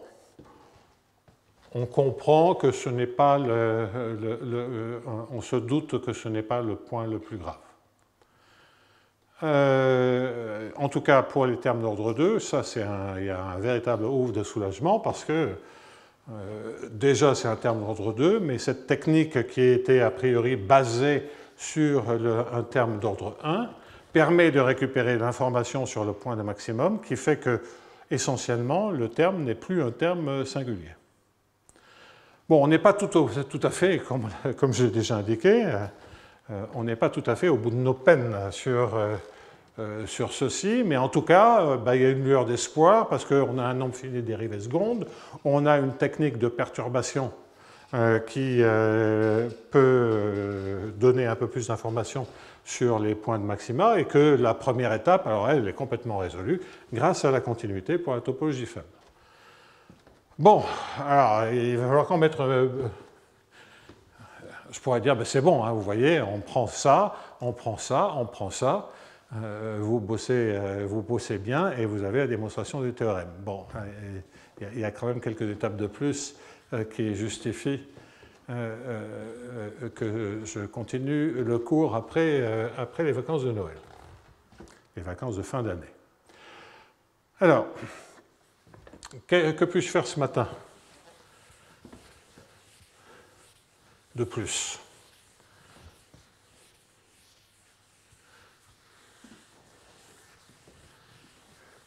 Alors, ça marche dans H-1. Je pense que vous me croirez sur parole que ça marche dans LP. Et pourquoi vous pouvez me croire sur parole? Enfin, c'est toujours dangereux de me croire sur parole. C'est parce que, j'en profite pour souffler un peu, ce n'est pas que je ne mente jamais, bien sûr, comme tout le monde, il m'arrive de mentir, mais là, en l'occurrence, on l'a déjà fait.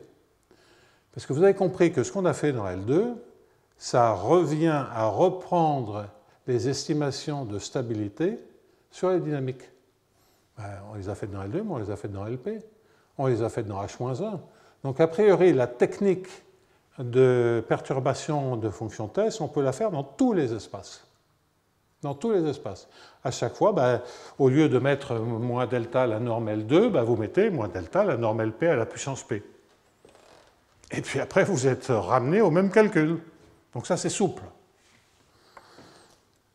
Ça marche dans H-1, dans H-S, etc. Alors, en anticipant un tout petit peu, on peut se poser la question qui est, si ça c'était les difficultés et la stratégie, je vais finir aujourd'hui avec une remarque sur quid des méconnaissances.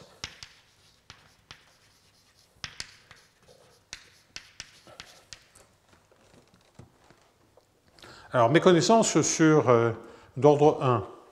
On avait vu que ce qui apparaissait, c'était stupilement un max ou en changeant de signe, un min, peu importe, un max de dv sur dm dans la direction divergence de bêta m.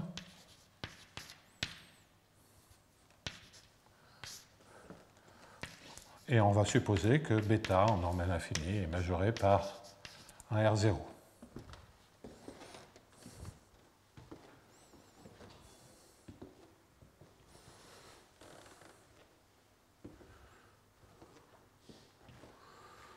Donc, si on était sur l'espace des mesures de proba, on n'en est pas, puisque ce n'est pas de masse 1, on aurait l'hamiltonien homogène de degré 1. Ce ne serait pas l'hamiltonien homogène de degré 2, ce serait celui de degré 1 multiplié par R0. Est-ce que la technique de perturbation dans L2 fonctionne? C'est ça la question que je me pose. Donc, qu'est-ce que ça veut dire? C'est que je remplace V par l'intégrale de m carré. Donc, j'ai ce terme-là en plus dans l'équation.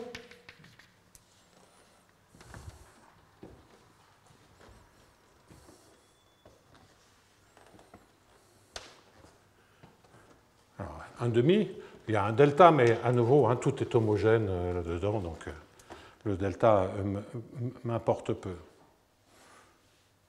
Qu'est-ce que je lui fais? Je calcule ceci, et donc j'ai le maximum pour les bêtas en norme à l'infini inférieure à R0. Le R0, c'est la taille maximale de la méconnaissance, entre guillemets. C'est un exemple très très simple. Donc, je suis en train de regarder le pire cas en termes de méconnaissance.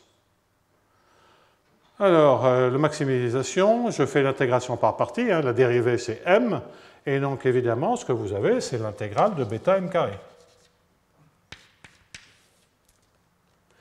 N'importe quoi. C'est l'intégrale de bêta gradient m fois m. La divergence, ou l'intégrale par partie contre le m qui est la dérivée de m carré, et vous avez ceci. Et donc ça, évidemment, à vue, ça vous fait R0, l'intégrale de m gradient m.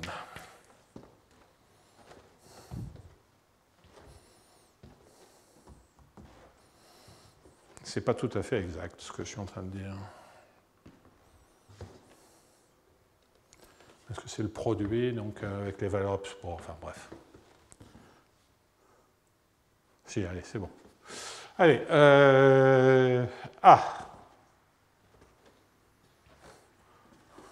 Est-ce que c'est embêtant? Non.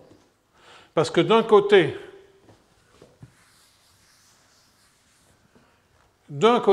j'ai gardé du nu intégral de gradient m carré, qui venait des termes d'ordre 1, et le terme que je suis en train de faire apparaître c'est du R0 intégrale de M, gradient M.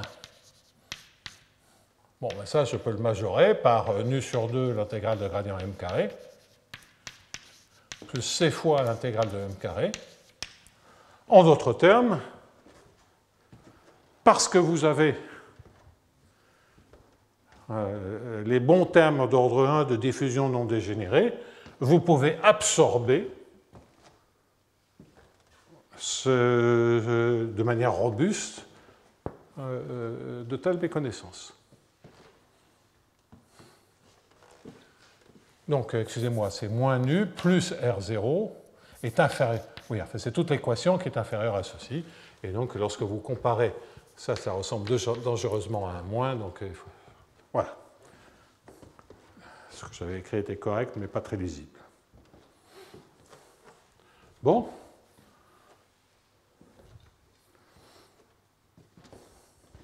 Alors, pour les personnes qui, dans l'assistance, ont l'habitude ont réfléchi aux équations de HJB sur l'espace des mesures de proba, cela veut dire que cela fonctionne si on a un Hamiltonien qui est homogène de degré 1. S'il était homogène, si on prenait donc ça, l'Hamiltonien, c'est quoi? C'est un gradient en x de dv sur dm.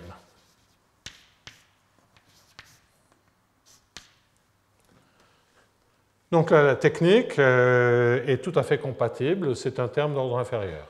En revanche, si vous étiez en train de prendre un gradient dx dv sur dm au carré, par exemple, ben, ça ne marcherait plus. Parce que vous auriez un terme en intégrale de m gradient m carré, et là, vous ne le compensez pas par le reste. Bon. Donc ça marche, mais ça marche parce qu'on est en train d'étudier quelque chose qui a ces structures-là et qui a parfaitement un sens. Alors ça, c'était des méconnaissances sur la partie variation bornée. Quid de la méconnaissance sur le bruit? Parce que ça paraît plus méchant.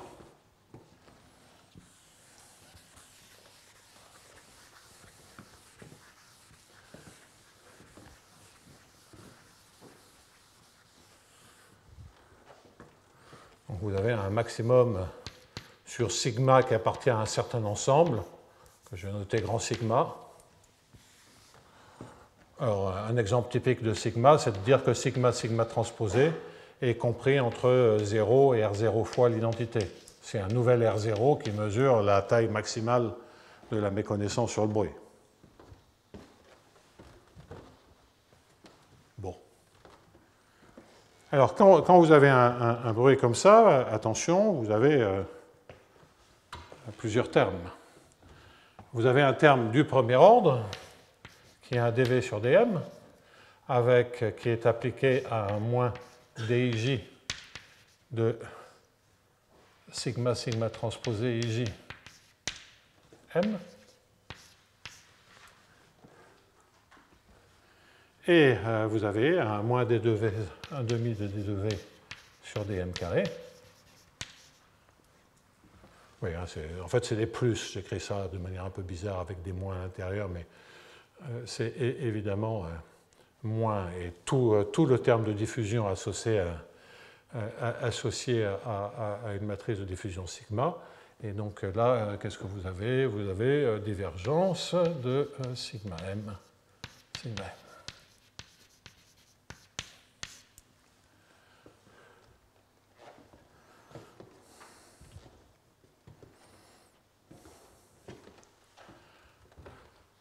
Bon, ben, vous voyez que c'est exactement comme pour le gamma. Hein.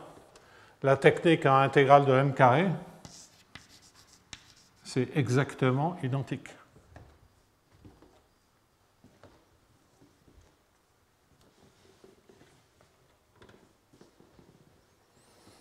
Alors attention, hein, quand on fait ça, vous pensez que vous avez un terme de diffusion inconnu. il ne dépend pas de x, ce terme, hein, parce que vous me direz dire, mais attention, les sigma sont des fonctions de x, ils ne sont pas régulières. Parce que sinon, ça voudrait dire que vous connaissez tout de votre terme inconnu de diffusion. C'est juste un processus, donc vous avez une estimation sur la taille. Donc lorsqu'on est là, ce sont des matrices qui sont fixées. Donc, lorsque vous prenez intégrale de m carré, vous pouvez penser sigma est une constante. Lorsque vous prenez intégrale de m carré, ça vaut 0.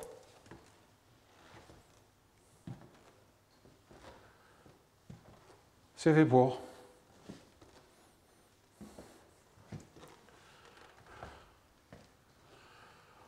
Donc, en d'autres termes, les méconnaissances, donc je n'insiste pas plus là-dessus. Donc, même si le 0 vous gêne, vous pouvez faire le calcul, et vous pensez que c'est comme pour le gamma. Et le gamma, on a vu que ça ne posait pas de problème.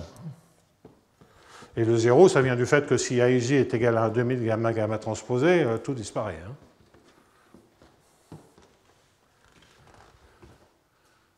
OK. Lorsque les coefficients sont constants. Après, il peut y avoir des termes de dérivation qui sont d'ordre inférieur. Donc, quoi qu'il en soit, ça c'est une bonne nouvelle. Ça veut dire que les trois techniques dont je parlais, les trois aspects dont je parlais, ils s'étendent.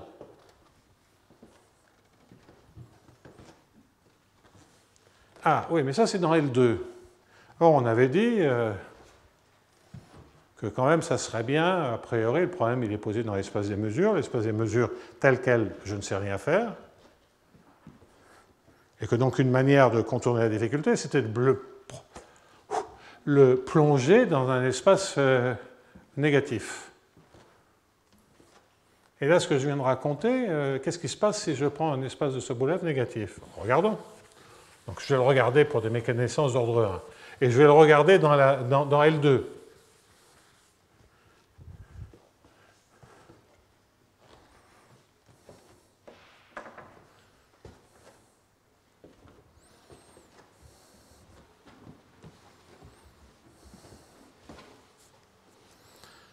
Même si ce n'est pas le bon choix.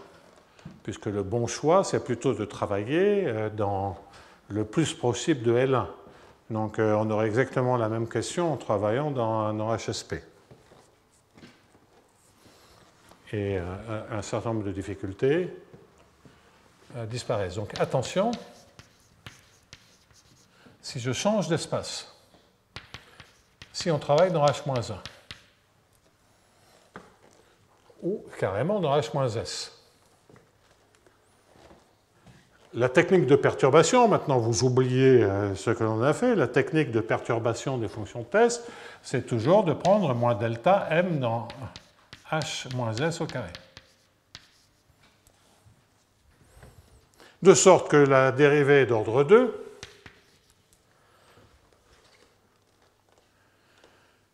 donc ça, vous pouvez penser que c'est moins laplacien S MM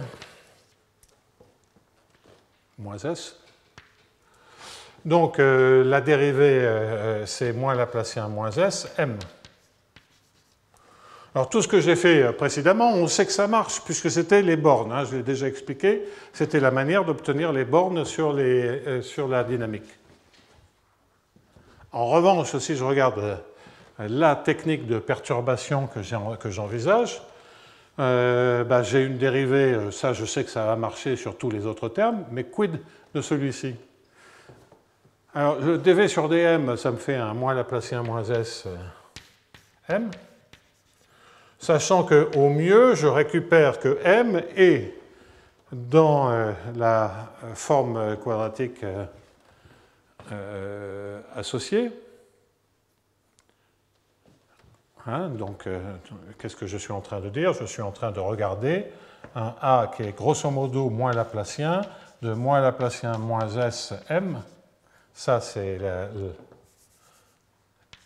et j'ai moins laplacien M.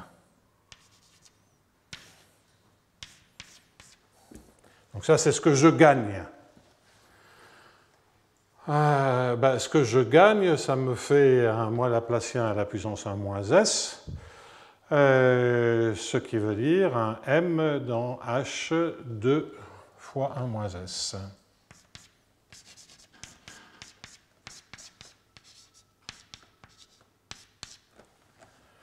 Donc, si, je crois que c'est même correct.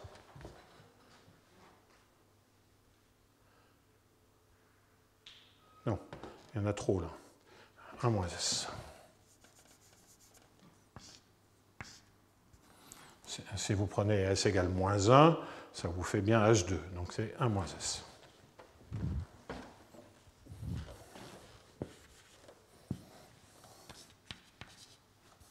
Bien.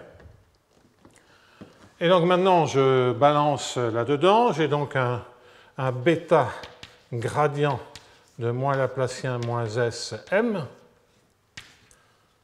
fois M.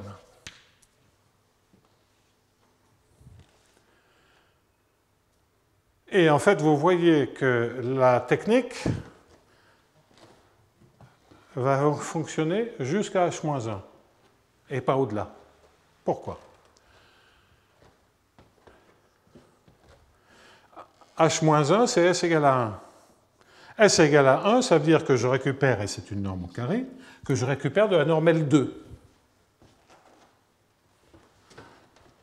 Alors, le terme qui est ici, il n'est pas gênant, hein, parce que certes j'ai un gradient, mais j'ai un moins Laplacien, un moins S. Donc ça c'est dans H, si j'étais dans H moins S, je remonte de 2S, tout ça c'est dans HS.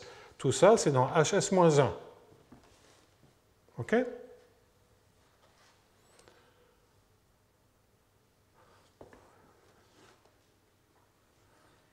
Alors, si S est plus grand que 1, si S est plus grand que 1, ça ne marche pas du tout. Ça ne marche pas du tout parce que vous avez bêta dans L infini, donc OK, vous voulez prendre la valeur absolue. Alors, mais qu'est-ce que ça veut dire la valeur absolue d'une distribution d'ordre négatif, pas lumineux, hein. Et ah non, si S est plus grand que 1, donc ça va. Non, excusez-moi, là on a le droit parce que S est plus grand que 1, donc c'est relativement régulier.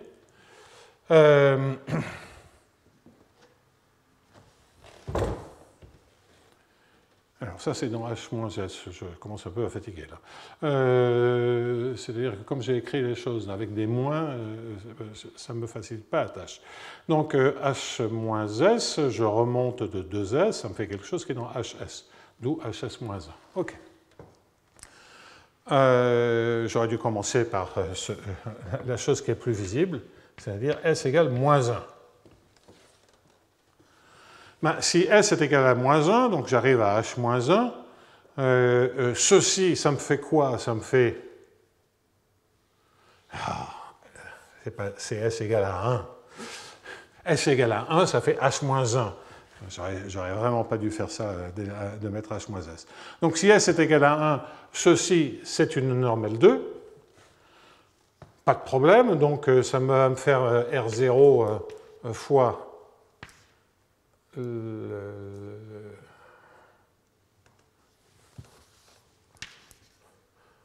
Ouais, enfin c'est du MH-1, et ça c'est du M qui est dans L2, et parce que pour S égale à 1, je récupère la norme L2. Donc ce que je vais récupérer, c'est nu fois l'intégrale de M carré, ça c'est le terme positif que j'obtiens grâce à la perturbation, et de l'autre côté, comme dans ce qu'on avait fait précédemment, tout le terme en R0, ça va me donner un C fois R0, un M dans L2 par un M dans H-1. Bon, ben ça c'est parfait parce que ça veut dire que c'est d'ordre inférieur. En revanche, dès que S est plus grand que 1, c'est-à-dire si je veux aller faire des choses de plus en plus singulières, de façon à attraper de plus en plus de mesures. Bon, en dimension 1, j'attrape toutes les mesures avec H-1. En dimension 2, bah c'est déjà, je suis limite, je perds quelques mesures. C'est parce que H1 ne s'injecte pas dans les fonctions continues, c'est tout. Mais c'est relativement proche. Mais en dimension supérieure, il y a de la marge. Et si donc j'aurais envie de monter dans l'irrégularité ou de descendre dans l'irrégularité, c'est-à-dire de prendre des S de plus en plus grands, mais des S de plus en plus grands, même si celui-là il est bien fichu, le bêta il est juste un bazar qui est dans L infini. Et là, le M, si je ne sais pas qu'il est dans L2, c'est un peu compliqué. Parce que je ne récupère plus, si S est plus grand que 1, que M soit dans L2. Je ne récupère plus de contrôle dans L2. Bon. Alors, ça dépend de comment on formule ces problèmes de méconnaissance, mais vous voyez que là, il peut y avoir une difficulté avec la perte de régularité dans l'espace dans lequel on travaille. Alors, ce n'est pas si grave que ça, parce que ce que l'on voit, c'est que récupérer, passer de L2 à H-1, ça va. Donc on peut espérer, et c'est le cas, que passer de LP à HSP, ça marche. Et comme je peux prendre P aussi proche de 1, un H-1P, par exemple, un H-1P, ça contient tout l'espace des mesures, quelle que soit la dimension. Correct. En prenant des P proches de 1. Donc, si on veut absolument garder la généralité, on n'a pas réellement besoin de prendre des ordres grands si on est prêt à faire l'effort de travailler dans des L-play plutôt que dans des Hilbert. Voilà, alors, donc là, ce qu'on a mis en place, c'est une stratégie qui est basée sur le fait qu'on a des solutions qui ont de la convergence pour la topologie faible. Le fait qu'elle soit, qu'on ait cette convergence, là, on l'a sorti de la fonction valeur, mais dans les équations, ça se voit. La continuité pour la convergence faible, ça se voit parce que chaque fois qu'on est en train de manipuler un point de maximum, on peut faire une vraie démonstration à partir de là, eh bien, les M, ils sont mieux que dans L2, grâce à la technique de fonction perturbée. Ils sont dans H1. Et ça restaure de la compacité, si on oublie l'infini. Donc, voilà pourquoi continuité veut dire continuité pour la topologie faible, parce que les opérateurs qui sont dans les termes d'ordre 1 ont des résolvantes compactes dans l'espace. Et c'est ça, il y a un phénomène de compactification. Donc si on n'avait pas la formulation de contrôle optimal, on pourrait démontrer qu'il y a des solutions qui sont continues pour la convergence faible grâce à ce terme-là et grâce aux techniques de perturbation que précisément j'ai indiquées et rappelées, disons, dans L2. Donc, on se souvient, optimisation, pas de problème, on a la continuité pour la convergence faible. Travailler dans l'optimisation, ça marche d'autant mieux qu'on se sert de ces fonctions perturbées, de ces fonctions de test perturbées, qui vont assurer que les points de maxima sont plus réguliers qu'on ne l'attendait. Et quant au terme d'ordre 2, l'aspect singulier se gère comme l'aspect singulier des termes d'ordre 1, même de manière un petit peu plus simple, et on a l'espoir de pouvoir utiliser ces techniques basées sur le fait qu'on a un nombre fini de champs de vecteurs pour les dérivées secondes. Bon, c'est donc le début de l'histoire, hein, c'est quelle est la stratégie de démonstration. On va essayer de le faire tranquillement parce que les démonstrations, je ne vous le cacherai pas, sont quand même assez lourdes. Alors, on va y aller par étapes. Je vais négliger le problème de complétion du terme d'ordre 2 et faire les démonstrations complètes pour qu'on voit la structure. Et après, on regardera spécifiquement comment contourner l'absence de lemme pour les termes d'ordre 2. Donc, il y a une technique et on verra que c'est compatible. Donc, je vais découper la démonstration en plusieurs morceaux de façon à la rendre un peu plus digeste. Donc ça nous occupera, je pense, 2 des 3 séances. J'ai tendance à être un peu en retard, donc ça risque d'aller jusqu'à la fin du cours, qui sera fondamentalement, pour l'équation que je n'ai pas voulu réécrire, de démontrer les résultats de comparaison pour l'équation de HJB liée au modèle le plus général de MDZ, avec éventuellement des méconnaissances. Donc ça nous occupera l'essentiel du restant du cours, comme je le disais, en découpant différentes étapes de la démonstration pour que ni vous ni moi ne nous noyions dans la démonstration. Je vais donc arrêter maintenant. On a démarré parfaitement à l'heure, mais je triche sur les 5 dernières minutes, parce que là, je ne vais pas me lancer dans autre chose maintenant. Voilà, on se retrouve dans un petit moment pour le séminaire.